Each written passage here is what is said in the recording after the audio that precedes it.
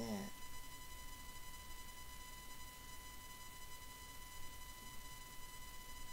Okay. All right. So, hello. My name is Michelle. I am with Latia, and we are starting out a podcast here on Shop Black. So we're just waiting for everybody to come online with us right now. We are live right now on Facebook. We're waiting on for YouTube and also for Periscope, and then we're going to begin.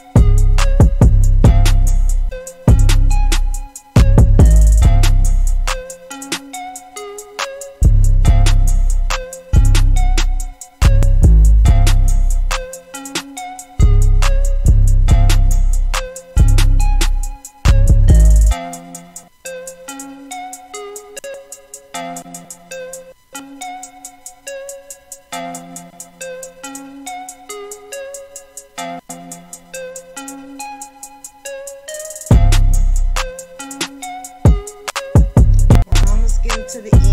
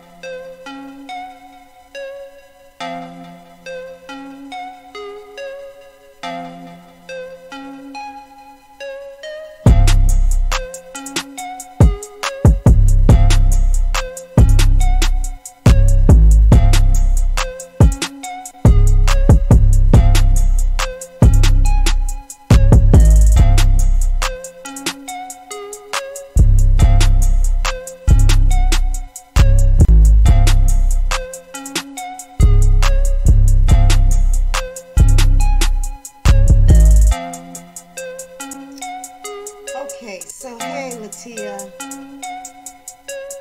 How you doing? Good. So, everybody, my name is Michelle. I am here with a new podcast called Shop Black. Today I've got Latia Blade. She owns Top to Bottom Fashions and Shoes, located in Brooklyn Park, Minnesota. And our discussion today is, our topic is supporting black-owned businesses. Okay, right now, especially we're getting into the holiday season, and I want to showcase a lot of the businesses that we have in the Bob program, their products and services.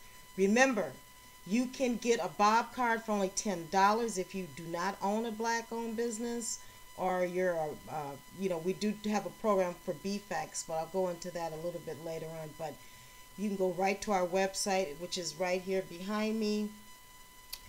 www.bobrewards.club. Okay, and you know, go ahead and sign up on the first page. It's a wonderful site. Okay, so Latia, my dear, I want you to go ahead and introduce yourself. And My name is yeah, Latia, but everybody calls me Tia. I'm the owner of Top to Bottom Clothing Store in Brooklyn Park. And I've been open for almost 5 years now, selling fashionable and unique clothing. okay. And are you originally from Brooklyn Park or Minneapolis? Brooklyn Park is a suburb of Minneapolis for all the people who are looking at this and never heard of Brooklyn Park. Not Brooklyn, New York, but Brooklyn Park, Minnesota. Um, and so where are you originally from?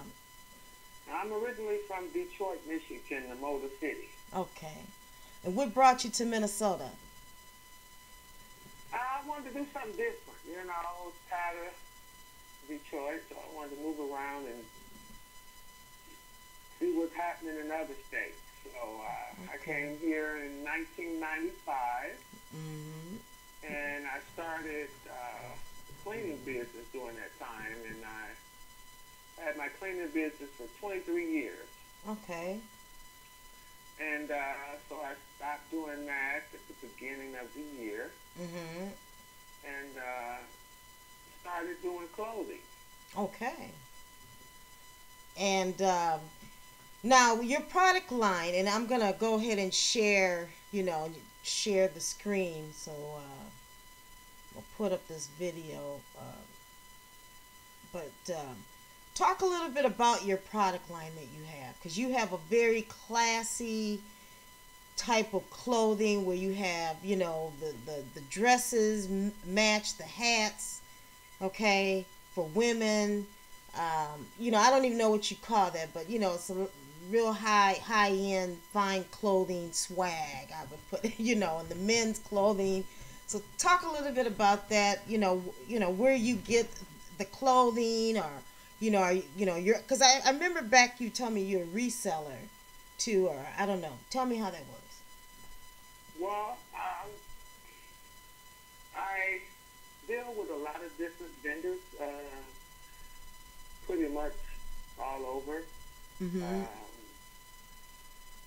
And I only deal with vendors that have quality clothing Uh-huh. that is different and unique than what you would normally see, at Macy's or J.C. Penney's, Burlington, all of those clothing stores that bring in a whole lot of the same pieces, which means that you will see a whole lot of people in the same outfits, and nobody wants to go someplace and see somebody with an outfit on that they have on.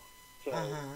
one of the things that is particular for me, because I am from Detroit, I understand that people want something different and unique Uh-huh. that you don't see everywhere, and that's what I try to bring into my store. Also, the other thing is that, when you normally go into a clothing store, you pretty much have to buy what they have on the shelf. Right. At my store, you have options. I have catalogs in my store that you can, look through the catalog and you can pick out what you want. Uh-huh. And it only takes, 3 to 4 days for me to get it. You can get it overnight if you want to. You just have to pay for the special shipping to do that. But, when I bring things into my store, I may bring in 4 or 5 pieces and that's it. Because I don't want a reputation of, well, I don't want to shop there because I see a lot of people in the same outfit that I have on, the same jacket or whatever. Uh-huh. And that's why I have so many different vendors that I can use, that I can pull from. In particular, I like to use vendors who don't put their merchandise online. And you can't stop people from buying it because people are selling stuff, online all the time. But for the Twin Cities, some of the vendors that I have, we don't have in the Twin Cities. So therefore, you can get some different and unique things, and also you can, look through the catalogs and pick what it is that you want. So, and sometimes, people are looking for different things. If I can't find it, then I create it. Okay. I had a customer that came in the store and he had a picture of a jacket that Kanye West was wearing. And he said, I want that jacket. And I said, well, that's probably custom made. Somebody made that from scratch. But I can create a jacket for you that looks like that jacket. And I did. Okay. Because, right now. Yeah, I saw that picture. I saw that on your website. Yeah. Yeah. So, he was really happy with it. So, a lot of things that they're not selling. Trends are changing all the time. They're moving over to different things. And you got people that's old school. They just like certain things. And I have to, find it if it's available. If not, then we create it. Okay. So, those are some of the things that I do in the Twin Cities. And in the Twin Cities, for black people, they're not catering to black people anymore. For some reason, a lot of clothing stores, go out of business because we don't support each other. We'd rather go to these different places who can care less about what you want. They're going to pretty much buy what they want to buy. And it's going to be probably cheaply made. So they can sell it, for less. And they buy a whole lot of it. So therefore, that's why you have so many people walking around with the same clothes. Just about every customer that comes to me, they want something different. They want something unique. And that's what I can provide for you. Not only that, sometimes people come in and they have no idea, what they want to wear, what they want to look like, or whatever. How to coordinate, how to put things together.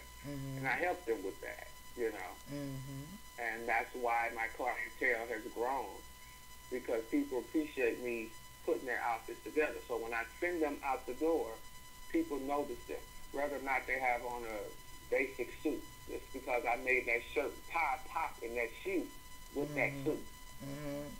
So now they're being noticed.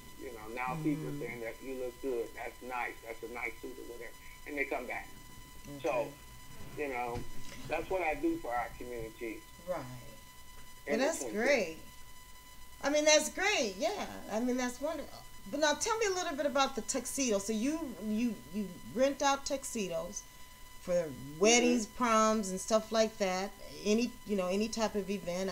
You can, for everybody who's watching this, you guys can rent some tuxedos for the holidays right now, or even for New Year's. How does that work? Well, tuxedos are basic colors, basic styles. You can decide what color that you want to wear as far as your tie and your vest. You can pick any color you want with the tuxedo rentals. And you also can get the pants one size, and you can get the jacket another size. And that, is a problem when people are buying a suit, because sometimes men are bigger at the top and smaller at the bottom, so that creates a problem. You have to kind of tweak the suit a little bit.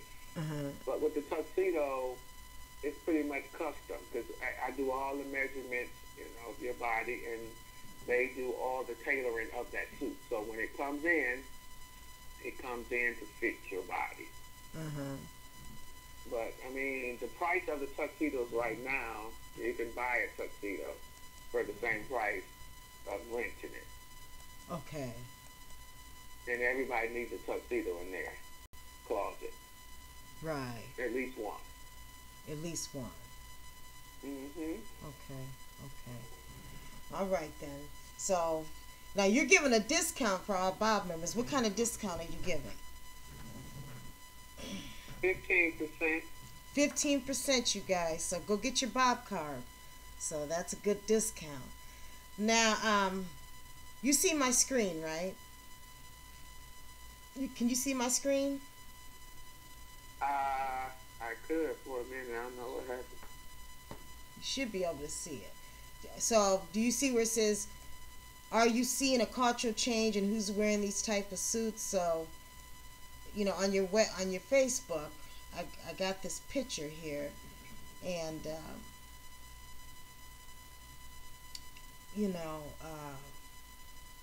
kind of wanted to know if there's some kind of change or who's wearing these type of suits, or is it a diverse thing going across the board now? Because it just seemed like I didn't used to see a lot of white men wearing these type of jackets before.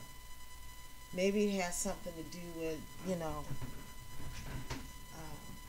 you get what I'm saying? Yeah, I mean, but it's pretty much. I mean, blazers are pretty hot right now. A lot of people are moving towards blazers right now because you can pretty much wear it for jeans or slacks or whatever. A lot of people are, getting away from the whole suit and tie thing. Okay. And they're starting to wear more blazers right now. And they're making these blazers really, really fancy now. So, people are, getting those blazers, making fashion statements. Mm-hmm. So it's pretty much to each his own. Some guys just, they're, conservative. They just want a nice quality blazer. Mm-hmm. But it's all over the place. Fashion is pretty much all over the place. It just depends on the individual.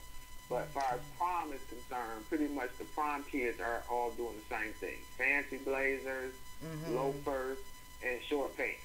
That's it. Short pants. Short pants, yeah. That comes above your ankle. Oh, okay. Yeah, those were what they used to wear. That's what they used to wear those in the 1960s, remember? So nothing is really new. They're just bringing things back. That's all. Okay. So that's what. Another question I have for you. Do you think that a lot of churches, they kind of dress down now? And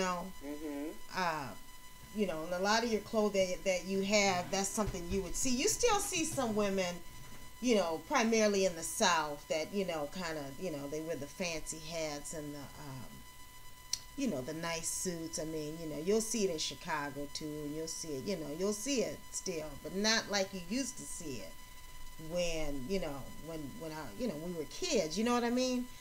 So, right. Do you think that that's had an effect on any of your sales that you've had, or talk a little bit about that? No, I don't think so. I think it's just popular in the South. Here, not so much. I think here is more, laid back. But you have some of the first ladies that wear the knits, the two-piece suits or whatever. But here's what I find in Minnesota is people don't dress up a whole lot. I mean, they do when they go to church. I mean, a lot of guys, when they come in and buy suits or dresses or long dresses or whatever, they're going to a church event. So some people wear them here, just not the big hats.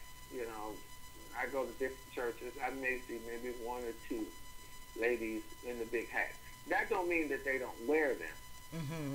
It just means it's not as popular in Minnesota as it is in, Atlanta, Alabama, right. Those type of places. Okay, yeah. Okay. Which I bet you wish that you had that, population at times, I'm sure. Yeah, I mean, I do. I mean, they still have some nice suits, some nice different things, the vendors that I have right now. For ladies, that's different and unique. It doesn't necessarily have to be, a two-piece suit. Just something that's different and unique. Something that you can wear to church or you can wear out to dinner. So that's more what I find here in the Twin Cities. Right. Very nice though. Like what I'm showing now, you have competitively priced wear. Talk a little bit about your pricing, and talk a little bit about your competitors too. Because I mean, who would be some of your competitors that that you're dealing with in the Twin Cities that would sell these type of suits, these type of dresses, because they're Well, tailor made. the type of, you talk about women's clothing. Women's clothing, yes, women's clothing. Well, women's clothing, probably would be Macy's, or J.C. Penney's, that I know of. Personally in the Twin Cities, because I'm normally in the store all the time, unless a customer, somebody come in and say, "Hey, it's the store over here across town or whatever. They sell this or they sell that." But in terms of pricing, my pricing is great compared to Detroit or Chicago, and that's because they dress there. So I have people that buy sweaters from me from Detroit and from Chicago, because it's double of what I'm selling it for in the Twin Cities. And I don't think people get that because you have, quality. Tangi is not so much quality. Because, I don't think Macy's, my opinion about Macy's, I think that the quality is not as great. That's just my personal opinion, and I don't see a lot of creativity in a lot of the clothing. Now maybe they got a department that's more high end that I haven't seen, but like your clothing to me is just more classy. The fabrics that that the clothes are being made out of are just more they're better fabrics, and you can see tailor made. I don't know. I was a crafter most of my life, okay, and I used to do event production, so I know good sewing. You know what I'm saying? And and I can look at the clothing and tell that it's just of high quality made. And I wouldn't put J.C. Penney's in the same category at all. So basically, you are the only place that we know of, especially being black owned, that has this kind of clothing in the Twin Cities. And that's why I'm showcasing you right now, because I think that a lot of people do need to know that you are there to service them with some very nice clothing. Correct. And with the holidays coming up, but you got shoes too for men, and the shoes. Now you run specials on them. I saw kind of all the time, don't you? Yeah, I do. Not all the time, but some of the time I do. My shoes are different too as well. I try. It's pretty much, if it's not hot, I don't want it. Okay, so I try to do specials on different things in my store. In fact, I'm starting to work on that right now, and I just created something. I just did a video and put it out on Facebook. It's called Let's Make a Deal. And what I do is I took a blazer that's Angelino blazer that retails for about $250, and I started to bid off at $100. Okay. I gave them the color, I show it to them, and I give them the size. So what you do is you inbox me your bid, and I send it to the highest bidder. And it doesn't matter if you live in the Twin Cities or you don't, because a lot of people, I was at the Baptist convention, and, I had pastors and stuff that was stopping by my table, whatever. So what I'm seeing is that it depends on the buyer. Some stores, whoever the buyer is, they buy what they feel like they want to carry in their store for their clientele. Okay. So some of the guys were seeing some stuff that I had that they had not seen before.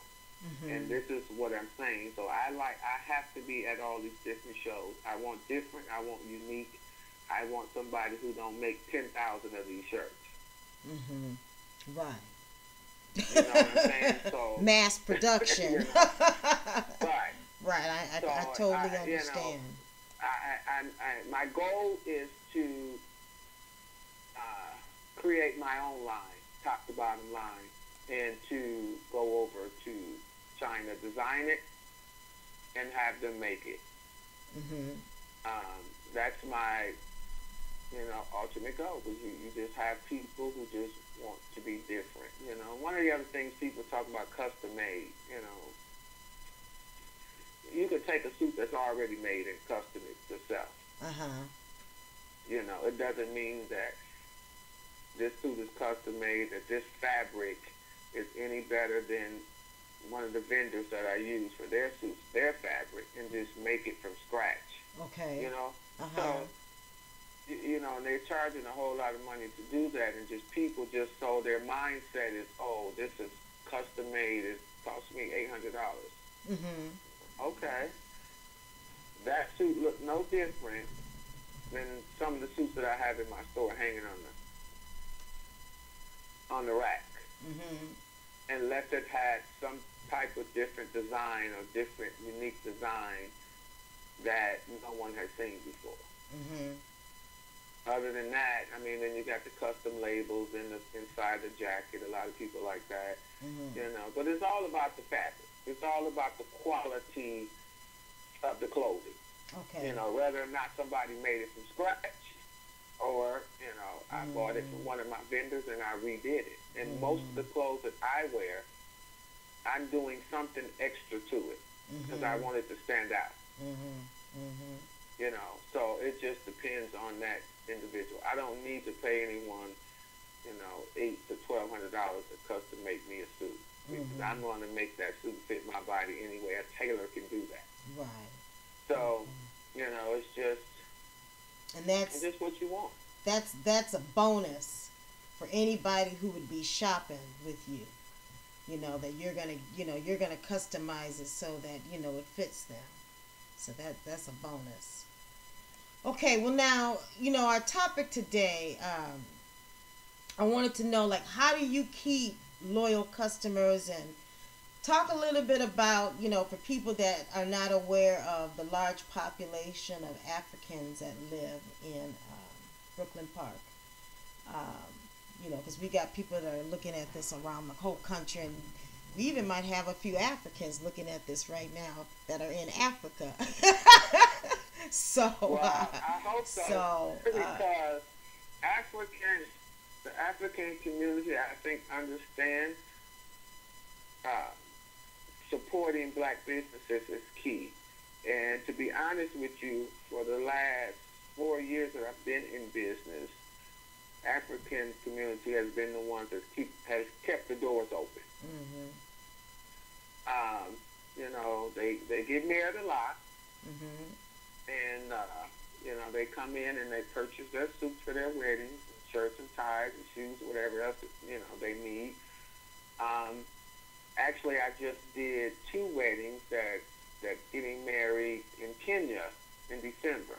Okay. So the first guy, he purchased 5 suits for me, and then apparently he had a friend, so he told his friend about it, who was also getting married in Kenya in December, and he bought 6 suits for me.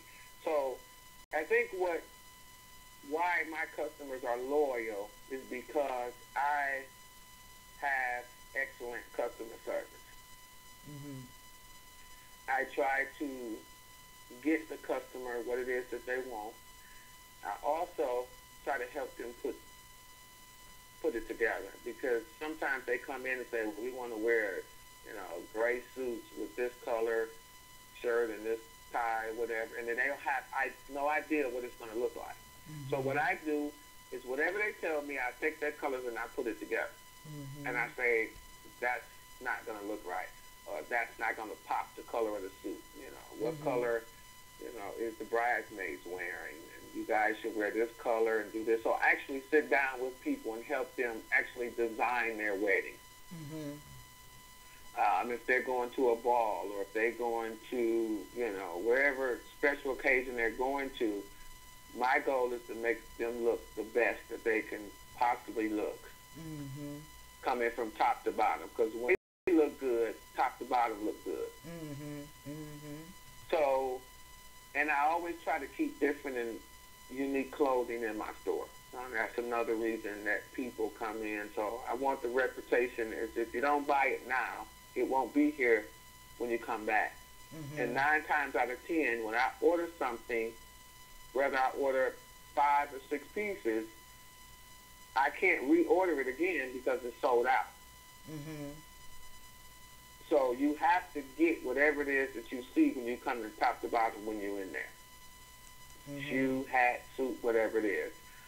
Right now I'm carrying the Steve Harvey line. Steve Harvey used to have a line before that Ken carried, which was cheap, not good quality. Now he has a new line out that is quality. Mhm. So I also have the Steve Harvey line in my store too as well. Hmm. So I believe that's why customers come, to me, and I get it quick. It doesn't take me all day. You come in and order, 5 suits, 10 suits, however many suits. Mhm. I have it within 4 to 5 days. Mhm. So I think that's what people uh, like about top to bottom. If you go on my website or you go or Google me or whatever, you will see my views. And what is So your customer satisfaction. Go ahead and tell what your website is. My website is toptobottommensfashion.com. Okay. And I'm looking to redo my website.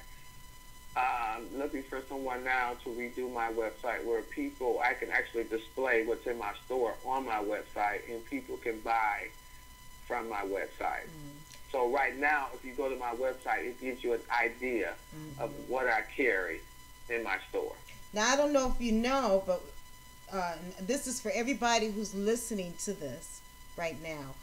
On our website, bobrewards.club, we have thousands of black-owned businesses. Some of them are not part of the Bob program where you can get those discounts and those freebies yet. We're working on that. However, we're compiling about 300 to 400 businesses we're putting into this database that we have, an API Google Key. And in fact, there's a few, there's several black-owned companies that do web development. And I know on Black Friday, there's a few in Memphis, and there's, in fact, we got Contact in Africa. They were running a special too. So go take a look at that, because I even saw something as low as $89.99. They was running a special for Black Friday, but you got to be cautious with some of them low prices. but go take a look at that, okay? So that you can, Okay, and if anybody's listening and they got a black business or they do websites, you guys can, go to the website and get a free listing there. But go ahead. I didn't mean to interrupt you, because we were talking, it's real interesting what you were talking about the loyalty that, you get with the Africans. But, we want to beat that up, especially with all black people or anybody, to support black businesses here in the Twin Cities. Okay, so let's talk a little bit about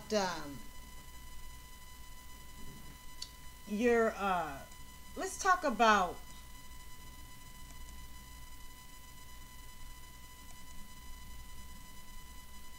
the distribution of wealth and power in the black community, okay?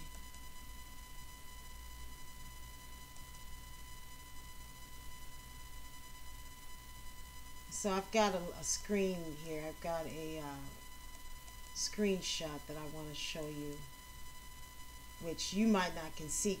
You probably can't see it, but everybody else can. Can you see it? No, I can't. Okay, let me get it where you can see it. I think you had it on. Did you have it on that video?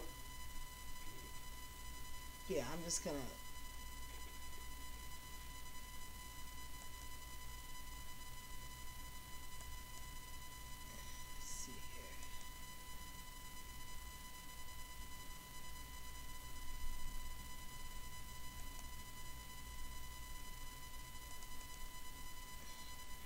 Okay.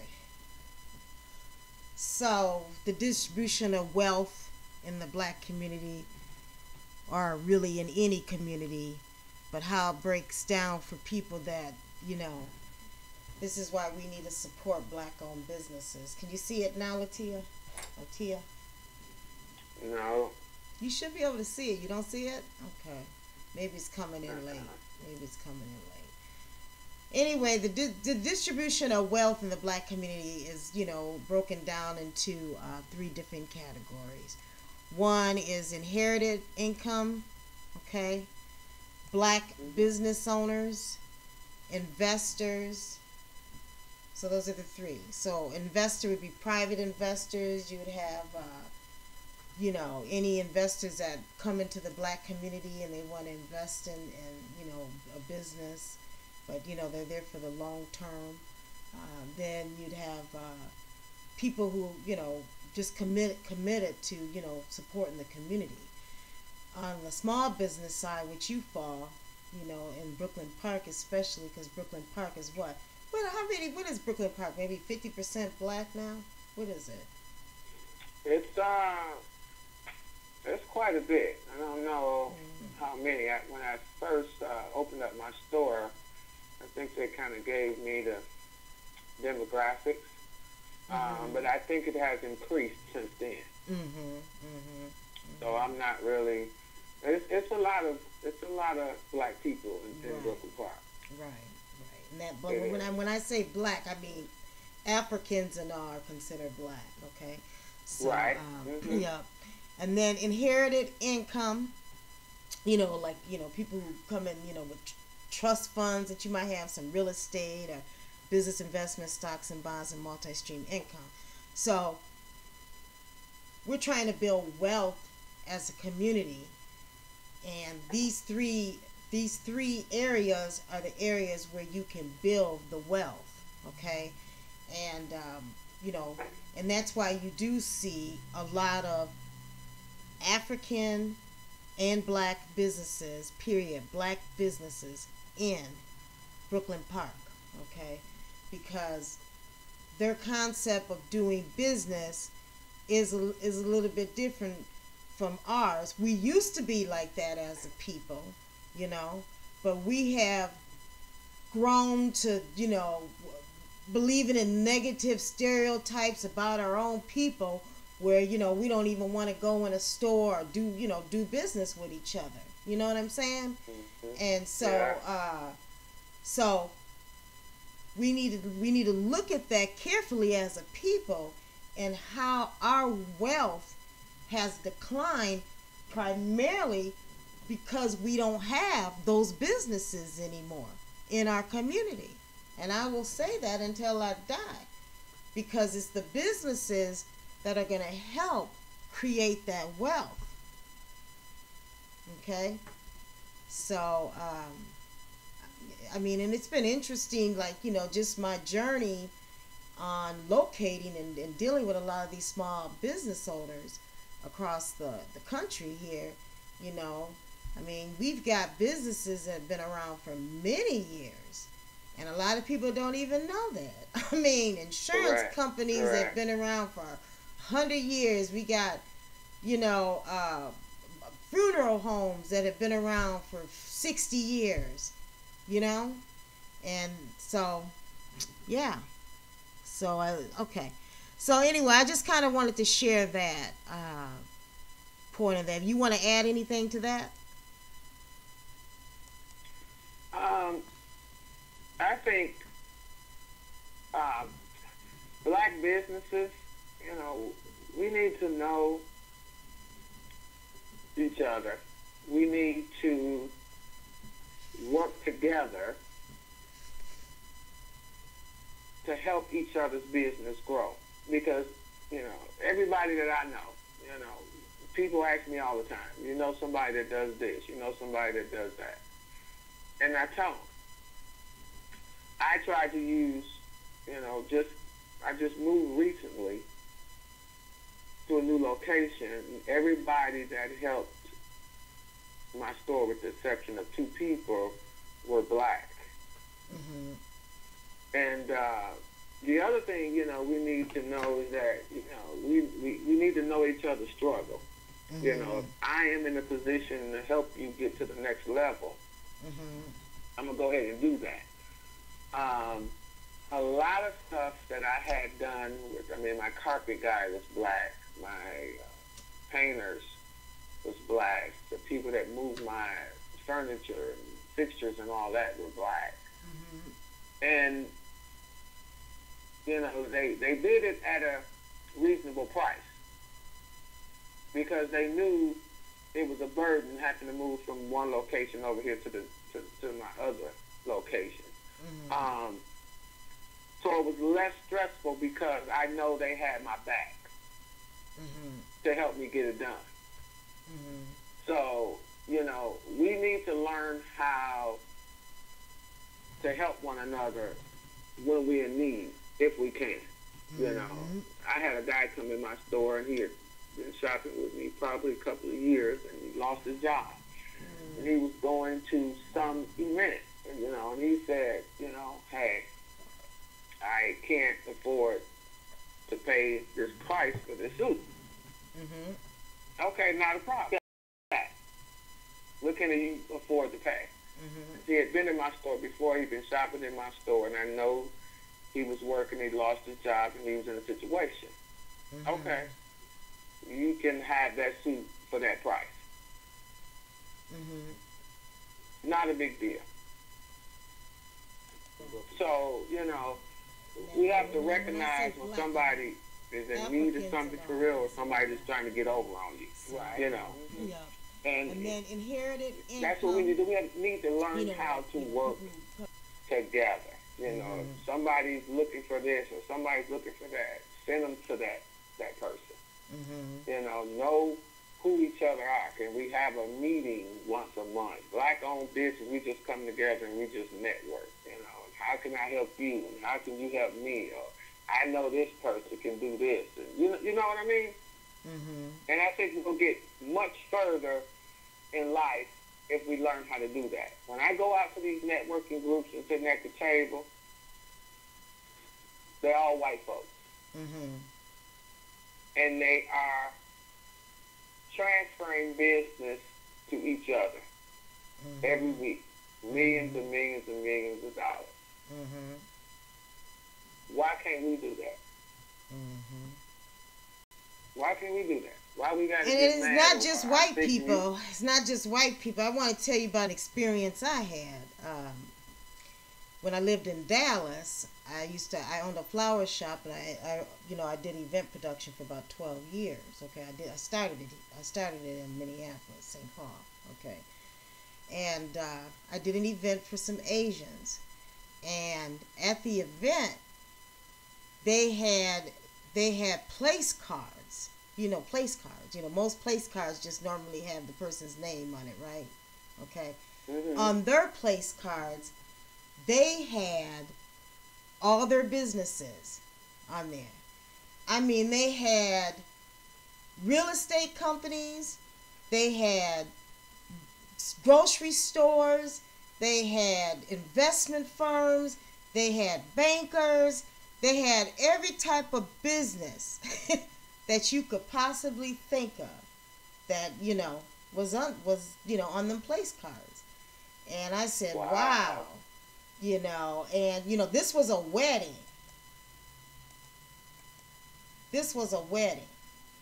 Okay?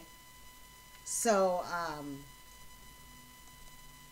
that is, that right there, goes to show you how well that they network together, Yeah. So, but yeah, it's amazing. What,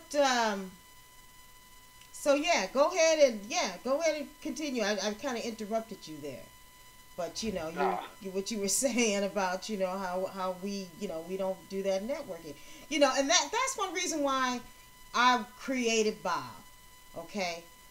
Because I want everybody to know where these black businesses are, because even though we have a lot of those support your own black business websites, a lot of those websites, I don't know if you're aware of, and that's why I want you guys to go subscribe and join us on Facebook, and subscribe on YouTube, so you can keep in touch, because I have another platform called Bob City News, and basically I just sent out last week I don't know if you're familiar with the website I Buy Black. Okay, well, when you look under the attorneys, they were all white. They were not black. And so you have to be cautious with a lot of these sites right now that, you can't believe what they're saying when they're saying that they're black owned on all of them. Okay, I'm not bashing anybody's site, but I know our site, they all been vetted. Okay, so they've all been checked. If there's anything on there, we make sure that we look for pictures of people, and do a little research on these businesses, and sometimes we even make phone calls, okay, to find out who's who. But if you truly want to find out where the black owned businesses are, I'd say go to our website, because we vetted those businesses. But yeah, it's we do need to know where to go. I mean, there's times where I wish I could find a certain type of contractor or something, and sometimes I can't even get a hold of somebody, period. But you don't know where to go for certain things. So yeah, I think that's right. Very, very important. And since I've had my store, I didn't know that black contractors existed. I think I've met about 4 or 5 of them that has their own construction business. Mm-hmm. Yeah, so, I meet a lot of people that do a lot of different things. I mean, just people working in the community itself. I met a brother that was, he asked me, he's like, do you know anybody who's just getting out of prison? We have a program for them. We're helping them with everything. I didn't know that. So I took his card, I have a board in my store with a lot of businesses, a lot of black-owned businesses, so that, when people come in, they can look on that board. They might see somebody on there that, they want to do business with. And I think the stereotype is that I don't want to do business with black people because they ain't going to do the right thing. Well, not everybody. Not everybody.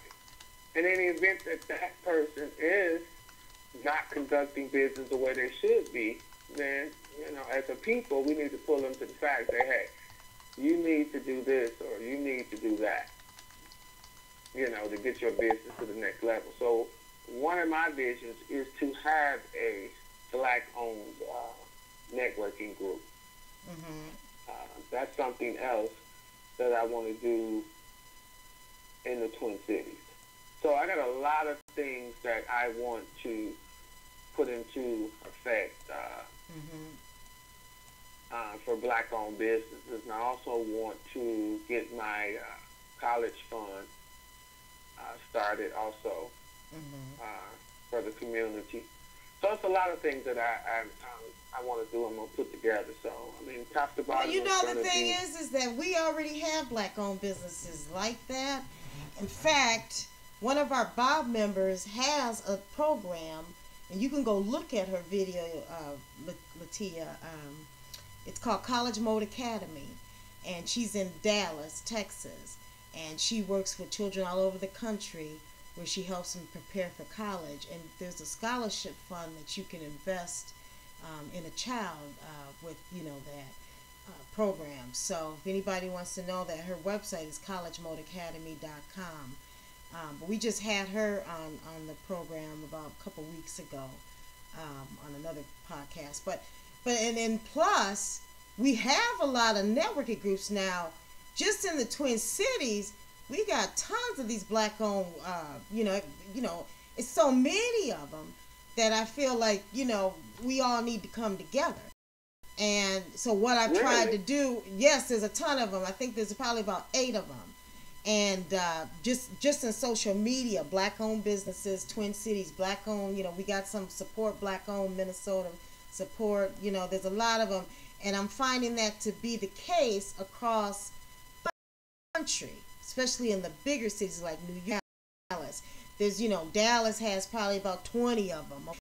And so everybody's on their own mission to create all these directories and all, but they're kind of not, they're doing, I'm just going to say it like this, kind of a half-assed job, okay? because compiling all of them are staying on top of it. Nobody's connecting with everybody, and that's why I wanted Bob, so that we can connect. And eventually what I'm gonna do is put all of these social groups in the website. We got some of them in there already, if you go look in there, where you can find them all, and you can connect that way. Okay, because it's so it's just that people are not everybody's here and there, everybody's in their own group. There's a lot of division. So I can see that. So yeah, but okay, so I wanted to kind of talk about some of the negative stereotypes, because the negative stereotypes is what has got black people down the wrong, going down the wrong track, so to speak, and